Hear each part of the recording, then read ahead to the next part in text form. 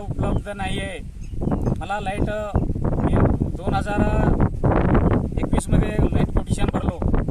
मग लाईट मी DP मला साध्य झालं नाही. मी दुसऱ्या शेजारी शेतातून शेतकऱ्यातून केबल घालून लाईट वापरत होतो. ते शेतकरी भांडण करून माझा केबल काढून टाकले. मग नंतर मी काय करावं याचा पर्याय म्हणून मी बापूकडे गेलो. बापूने सांगितलं की आमच्या फंडातून तुम्हाला देऊ शकतो आम्ही, त्याच्यावर तुम्ही करू शकता म्हणलं.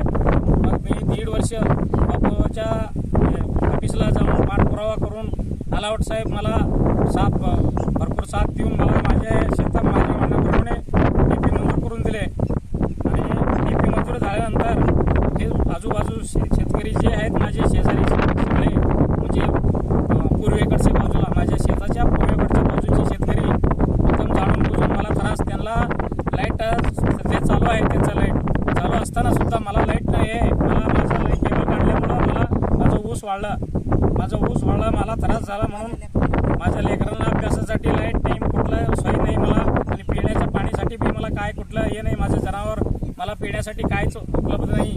मग मला हे DP झालं म्हणून मला आनंद वाटला. नंतर हे लोक मला त्रास द्यायला लागले. ज्या शेतात कशाला DP, आमच्या शेतात बसवायचं DP म्हणून MSC वाल्याला तक्रार दिली.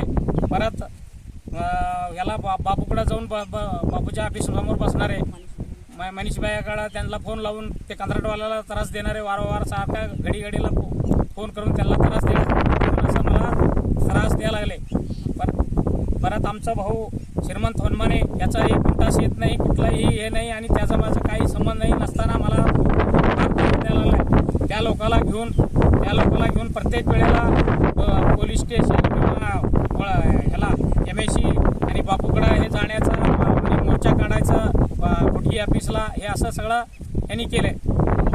DP काढून तिथनं बसवा, कुठेही 100 फुटावर बसवा किंवा रोडवर बसवा, त्याच्या शेतात नको, हे असं हे केले.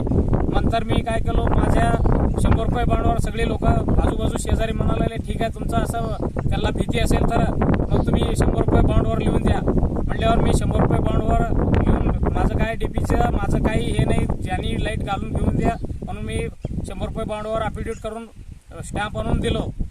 सर्व शेतकऱ्याला सांगितलं की ह्या DP पासून तुम्ही बी लाईट घेऊ शकता, मला काय अडचण नाही, माझं जेवढा मी वापरतो, बाकीच्या सर्व शेतकऱ्याला त्याच्यापासून सगळ्याला चांगलं होऊ दे म्हणून माझं एक अपेक्षा होता, आणि चांगलं झालं. ह्या लोकांनी जाणून बुजून मला त्रास द्यायला लागले.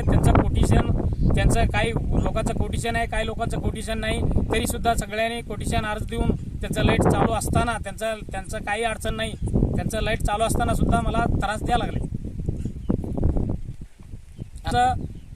इथं येऊन ते कंत्राटवाल्याला त्रास देऊन माझी DP एक काढायचे प्रयत्न केले. तरी मी समजावून सांगितलं, बाबा बापू अधिवेशनला मुंबईला गेलेत, त्यांनी बापू मला DP दिलेत, मग ते बापू येऊ द्या, बापू आल्यानंतर काय निर्णय त्यांनी देऊ द्या. बापू जर इथं काढा म्हटलं तर मी काढतो, माझं काय अडचण नाही, त्याच्याबद्दल काही तक्रार नाही. समजावून सांगितलं तरी ऐकायला तयार नाही. मी म्हटलं 2 दिवस थांबा.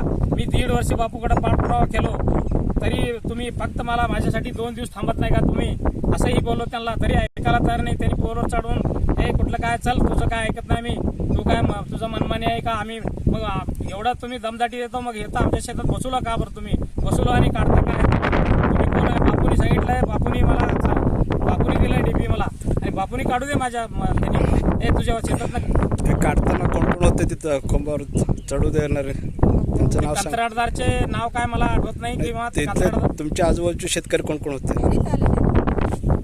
कोणी चाललं नाही साहेब, ते शेतकरी बाजूला दूर थांबले सगळे. नाव सांगा त्यांचं नाव आहे शिवाजी दादाराव हनुमाने, नाना दादाराव हनुमाने, रमेश मुचंडे, परत आपला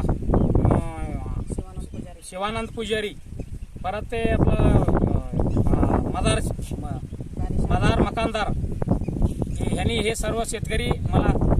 पोलीस पाटील आलतो का? हा पोलीस पाटील आले घटनास्थळी.